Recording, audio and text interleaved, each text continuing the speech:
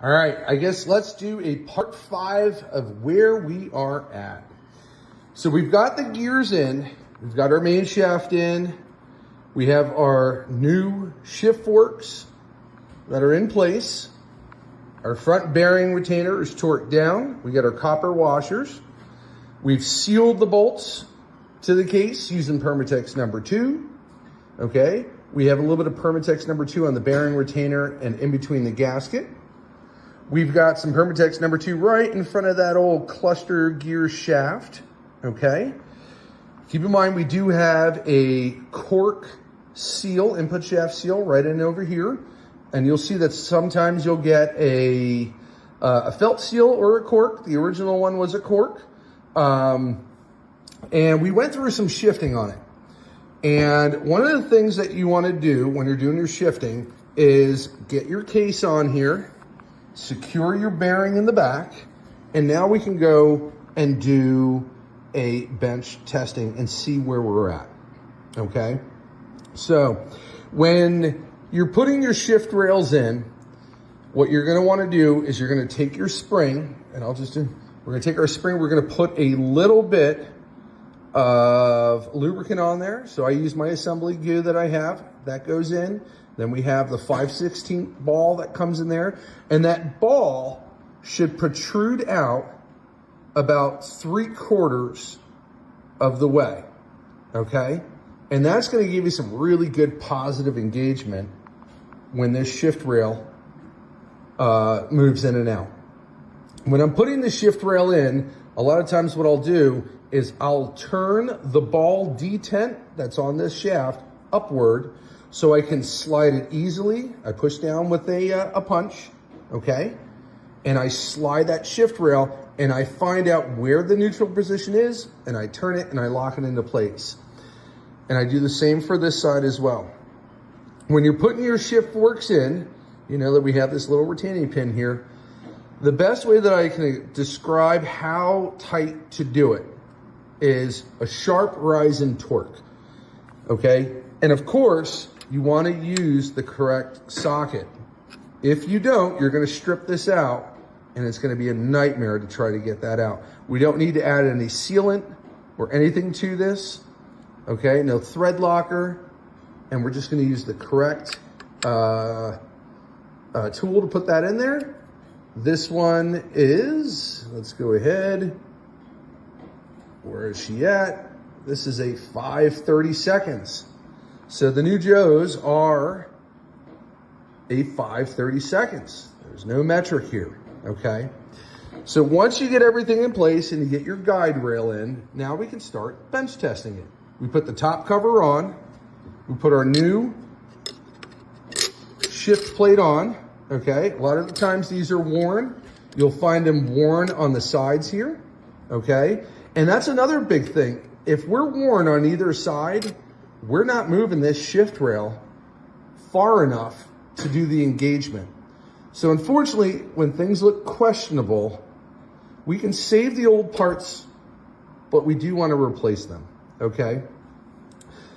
When you're done and you've done some shift testing, and keep in mind, it's going to feel a little gritty. Why? Because, well, in this case, these are all brand new gears. So it's going to take a little bit of time for everything to kind of marry together. You can put some oil stabilizer in there, something a little bit tacky to kind of make things slide a little bit easier for you.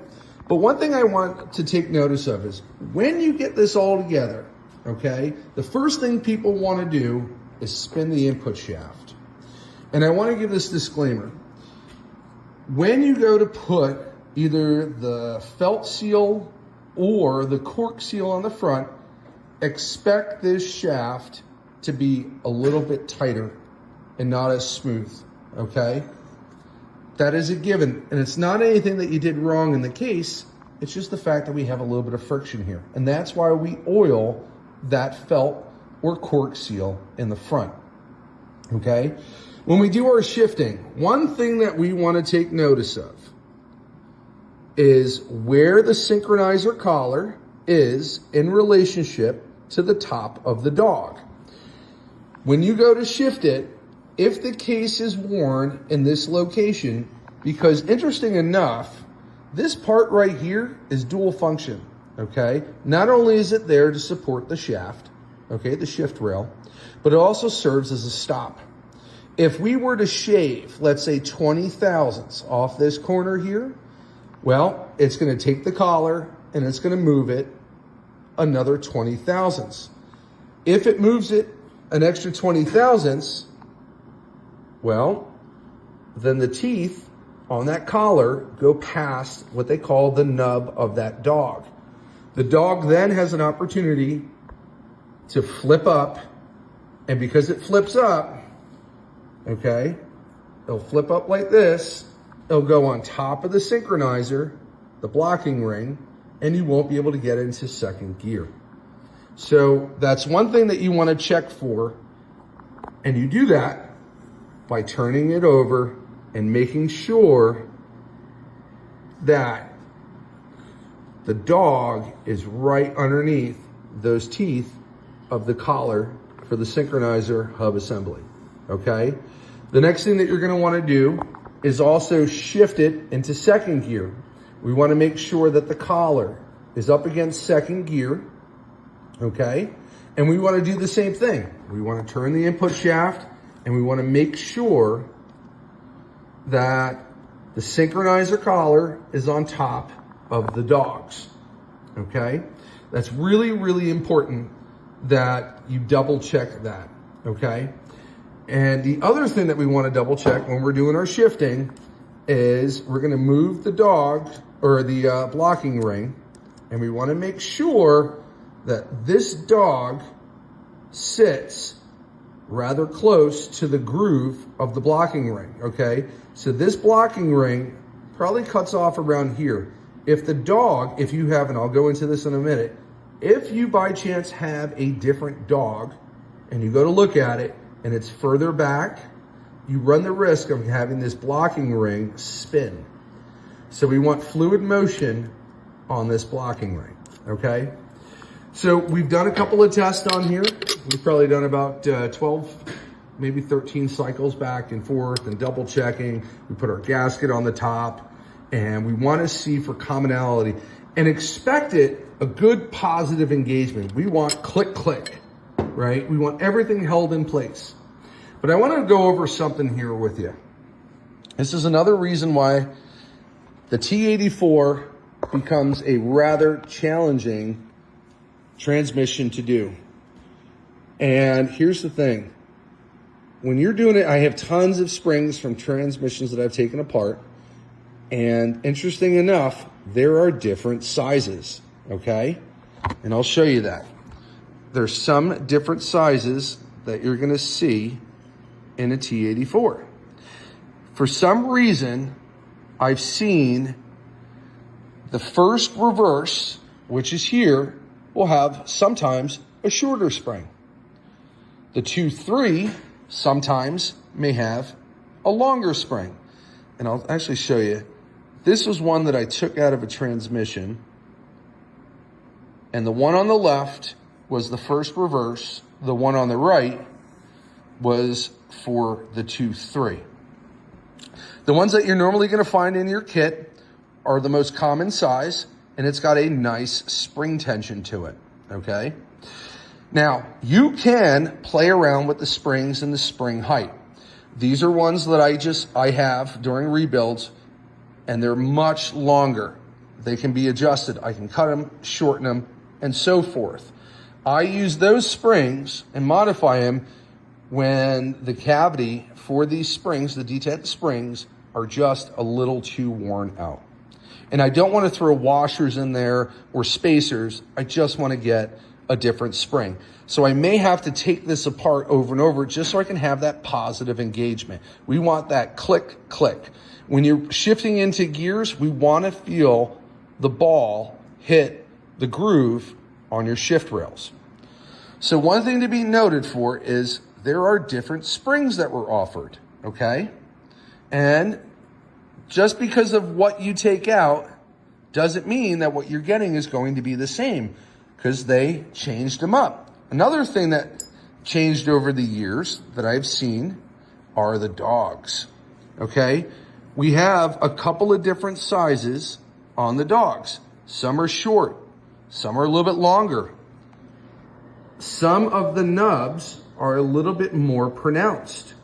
For instance, if you look at this nub, it's more square. If you look at this one, it's more rounded. It's a little bit longer, nice oval edge on it. And then you have some that are very tight and they're very short. These are the ones that you want to watch out for, and that you have to make sure that your collar goes over that. So if you find a new old stock one, and this is a new old stock one on the right, you're gonna find a dog like that, okay? If you use that dog, you must be certain that this collar and where the shift fork stops, okay, the nub of the dog must be in between that collar to push that down. And we need to make sure that this is very, very tight, okay? When you're getting your Synchronizer hub assembly, you're gonna be getting that dog in the middle, okay? The reason for different dogs is some Synchronizer collars have a groove in the, all have a groove in the middle, but some are deeper, okay? And some are more shallow. I don't have any shallow ones here, but the ones that you're gonna find in the Joes are gonna have more of a open collar. And that fits this dog absolutely perfect. When you put it in there, and this is gonna be hard to do, but bear with me here. When you're putting there, we want that dog secured, okay? When you go and you put, let's say something for NOS, you're gonna have, if you can see that, you're gonna have a little bit more play, which means that dog's gonna move. The main thing when you're working on something that's 80 plus years old, we're trying to do our best to tighten these things up, okay? And that's not always the easiest thing to do.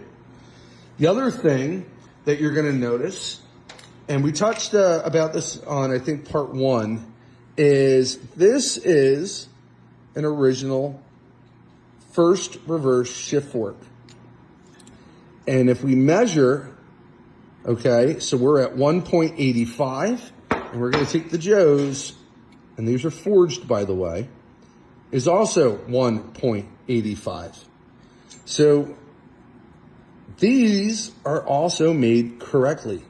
Despite having a machined back, which we have a machined back as opposed to, you know, some of the other ones where it's more of a cast or a forged, okay? This helps get it into tolerance a lot better when you're doing a rebuild. However, the one thing that I mentioned before and I really like is the 2-3 shift fork. If we measure a lot of these 2-3 shift forks, they have this groove here, okay? And if you measure where it rides on the collar, it's 0.175, okay? On the new ones, they don't have that, and they're 0.190. For years, there were a couple of rebuilders that what they would do on the old ones is actually build up a bead of weld or some brace to tighten the shift fork in the collar, okay? They would try to tighten that up because this collar, when it sits in the groove, you have to have a little bit of play for oil clearance. You don't want too tight, but sometimes it would walk off. Well, when we go ahead and we put the new one in here, it's much more secured, which is a really good upgraded feature on this shift fork. So even though we're not using the original one, we are using one that is designed a little bit better for the application. So these are some of the things that are a little bit different when you get into your kits that you want to be cognizant of. So anybody can really rebuild this transmission. They're very straightforward, but the 80 years of wear and tear and some of the different variations of the transmission can kind of take you for a loop. And that's all the things that you want to take notice of when you're rebuilding it. So the next thing that we're going to do is we're going to do some bench testing on this again, and then we'll do a final recap of where everything stands.